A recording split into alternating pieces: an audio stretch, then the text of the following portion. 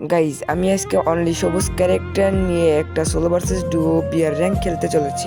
Solo বেশি কথা না বললে সোলো ভার্সেস ডুও দিয়ে ম্যাচটা স্টার্ট করা যাক।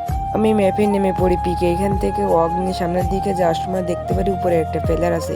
তারপর তাকে একটা হেডশট দিয়ে বডি শটে তাকে আমি মেরে ফেলি।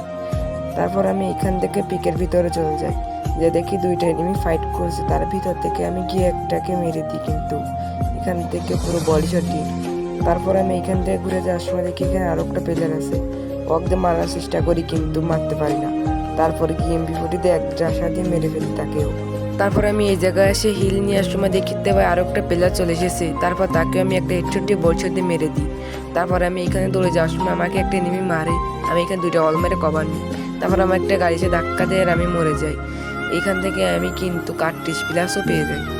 গাইস এই পর্যন্ত আমার ভিডিওটা যদি ভালো লেগে থাকে তাহলে অবশ্যই একটা লাইক, চ্যানেলটি সাবস্ক্রাইব করে দিবা।